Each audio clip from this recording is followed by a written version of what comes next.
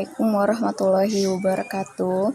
Di sini saya Intan Ahmawati, kelompok 4, ingin mempresentasikan jurnal yang berjudul Menuju Model Utopis Ekonomi Politik Hijau dari Pertumbuhan Ekonomi dan Modernisasi Ekologis Keamanan Ekonomi. Pertama, tujuan artikel ini adalah untuk menawarkan konsep versi hijau yang realistis namun kritis ekonomi politik untuk menopang dimensi ekonomi pandangan radikal pembangunan berkelanjutan. Penggabungan realisme dan radikalisme menandai artikel ini yang dianggap sebagai permulaan kita dapat membangun ekonomi berkelanjutan. Realisme yang dipromosikan artikel ini juga mengakui alternatif ekonomi dan masyarakat didasarkan pada kenyataan bahwa orang Barat tidak sama kondisi politik dan ekonominya saat ini. Pada saat yang sama, kritis terhadap utopianisme abstrak dan tidak realistis dan pemikiran radikal di bidang ini. Dengan demikian, model ekonomi politik hijau bergantung pada pengetahuan tentang hadiah yang mentransformasikan diri bukan masa depan yang ideal. Artikel ini dimulai dengan menguraikan IM. IM di sini itu ekologis modernisasi dalam teori dan praktek, khususnya teori dengan agenda kebijakan pembangunan berkelanjutan negara Inggris di bawah buruh baru. Assalamualaikum warahmatullahi wabarakatuh. Saya Leona Febi Hapsari akan menjelaskan tentang modernisasi ekologi dalam teori dan praktik di Inggris. Di dalam pidato, Tony Blair berkata bahwa mengatasi perubahan iklim atau tantangan lingkungan tidak perlu membatasi lebih besar peluang ekonomi. Keadilan sosial dan lingkungan modernisasi harus berjalan dengan seiring. Ada pandangan luas bahwa kerusakan lingkungan adalah harga yang harus kita bayar untuk kemajuan ekonomi. Ekonomi yang efisien dan bersih berarti lebih banyak pertumbuhan ekonomi dan kemakmurannya. Kebijakan berkelanjutan buruh mengatakan bisnis yang berkelanjutan dihubungkan dengan manajemen lingkungan, dengan sumber daya yang efisien, inovasi, peningkatan daya saing, dan peningkatan rantai nilai. Lingkungan adalah peluang bisnis, yaitu mengurangi limbah, menghindari polusi, dan menggunakan sumber daya secara efisien. Di Skotlandia, perusahaan eksekutif mengumumkan strategi pekerjaan hijau yang menyatakan pertumbuhan ekonomi dan penciptaan lapangan kerja dapat dan harus berjalan seiring, mempromosikan lingkungan alami Skotlandia. Strategi pekerjaan ramah lingkungan akan meningkatkan standar hidup di seluruh dunia, serta menciptakan peluang bisnis yang baru, meningkatkan produktivitas, dan memberikan kontribusi besar pada target lingkungan. Prinsip Tech Policy menekankan atas alat kebijakan inovatif seperti insentif berbasis pasar, dan perjanjian itu mengarahkan bisnis menuju praktik yang ramah lingkungan, tidak merusak daya saing, dan investasi peluang dan kemajuan teknologinya itu sangat tinggi. EM atau ekologi modernisasi adalah untuk menyarankan EM atau ekologi modernisasi itu untuk menyarankan akan digunakan sebagai dasar untuk mengembangkan model hijau yang realistis, tapi kritis ekonomi politik. EM perlu diintegrasikan dengan model politik yang berkelanjutan, di mana ekonomi konsumsi ditangani dalam konteks yang jauh lebih banyak visinya daripada pertumbuhan ekonomi yang ortodoks. Untuk meningkatkan pekerjaan yang dibayar secara formal, menarik investasi asing langsung dan mengintegrasikan ekonomi nasional menjadi ekonomi yang global. Sekian dari saya. Melanjutkan materi sebelumnya tentang modernisasi ekologis dan strategi pembangunan berkelanjutan Inggris.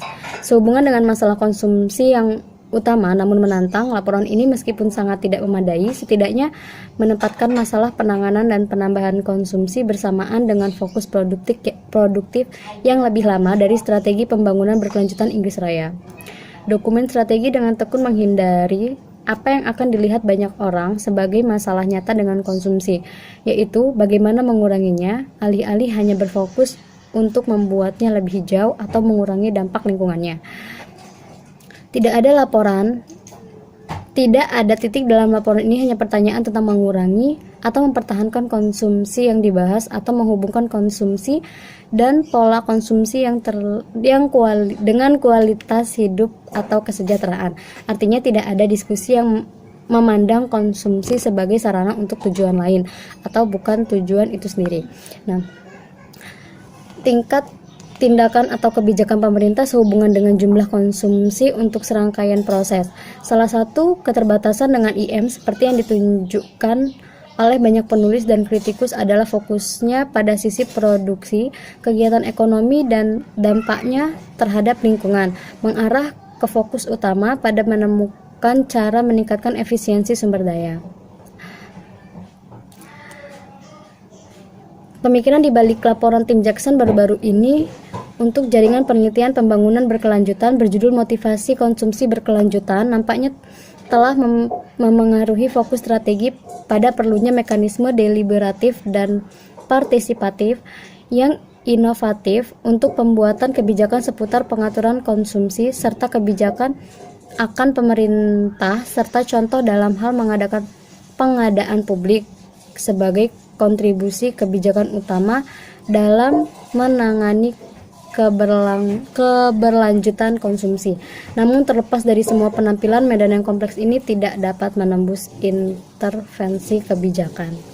Dalam konteks ini, memotivasi konsumsi berkelanjutan harus banyak tentang membangun komunitas yang mendukung, mempromosikan masyarakat inklusif, menyediakan pekerjaan yang bermakna, dan mendorong kehidupan yang bertujuan seperti halnya peningkatan kesadaran, kebijakan fiskal, dan persuasi. Selanjutnya yaitu dari pertumbuhan ekonomi ke keamanan ekonomi, di mana dalam jurnal ini mengkritik bahwa ekonomi konvensional yang telah berdiri pemikiran ekonomi hijau, sehingga ekonomi tersebut akan dibuat menjadi ekonomi yang lebih radikal. Secara khusus, laporan ini mengkonfirmasi kritik hijau yang sudah berlangsung lama tentang pertumbuhan ekonomi sebagai kontribusi untuk kesejahteraan. Ini menyatakan bahwa hanya ada dampak yang lemah dari pertumbuhan ekonomi pada keamanan yang diukur dalam jangka panjang. Dengan kata lain, cepat pertumbuhan tidak selalu menciptakan ekonomi yang lebih baik, meskipun kadang-kadang dapat melakukannya jika disertai dengan kebijakan sosial yang tepat. Yang dikutip oleh ILO tahun 2004. Sedangkan menurut Yuber berpendapat bahwa pemerintah yang paling berhasil dalam mengejar ekonomi baru tujuan mereka adalah yang memiliki sedikit keraguan tentang penggunaan luas dari non-terpilih otoritas. Misalnya, Perancis semakin banyak pemalu pemerintah kurang berhasil. Dalam jurnal ini dijelaskan bahwa makna tersirat adalah kebijakan pertumbuhan ekonomi menjadi efektif dan mempromosikan tujuan keamanan ekonomi perlu dihubungkan dengan kebijakan redistributif yang lain, khususnya serta kebijakan pendukung yang mempromosikan keamanan pekerjaan dan orang yang mempromosikan keamanan pendapatan dalam pekerjaan. Hijau juga telah mendukung keamanan pendapatan di luar bidang ketenaga kerjaan formal melalui hak dasar, yaitu hak bekerja. Tidak boleh bergabung dengan atau dianggap kurang dihargai secara sosial dari pekerjaan yang dibayar secara formal. Baik, saya akan melanjutkan materi yaitu tentang kesimpulan mengintegrasikan modernisasi, ekologi, inovasi, dan ekonomi keamanan. Nah, dalam jurnal ini kondisi politiknya dia mengharapkan pertumbuhan penghijauan dan kapitalisme yaitu IM. Nah, IM itu kepanjangan dari Ecologic Modernization atau modernisasi ekologis. Nah, IM ini sebagai titik awal untuk pengembangan dari model atau teori ekonomi politik hijau. Nah, pengertian modernisasi ekologi itu sendiri adalah upaya adaptasi ulang masyarakat industri terhadap lingkungan hidupnya dengan menggunakan ilmu pengetahuan modern dan teknologi maju untuk daya dukung alam dan pembangunan yang berkelanjutan. Nah, menurut Drizek dan rekan-rekannya, tujuan dan sasaran hijau yang berkelanjutan ini agar diintegrasikan ke dalam kebijakan negara. Nah, maksudnya menurut Rizak dan rekan-rekannya ini, dalam pembangunan ekonomi hijau ini mereka harus mengkaitkan atau menghubungkan dengan adanya kebijakan pemerintah yang dibuat. Nah, wacana IM ini memungkinkan tujuan hijau terintegrasi ke dalam kebijakan dan kerangka kerja agar pertumbuhan atau pembangunan berkelanjutan ini dapat berjalan dengan baik. Dalam jurnal ini ada pun visi ekonomi hijau yang berkelanjutan, yaitu isi visinya yaitu ekonomi yang mempromosikan keanekaragaman dan toleransi dalam gaya hidup dan tidak menuntut agar semua orang mematuhi gaya hidup ekonomi hijau. Sekian materi yang dapat saya sampaikan. Saya akhiri. Wassalamualaikum warahmatullahi wabarakatuh.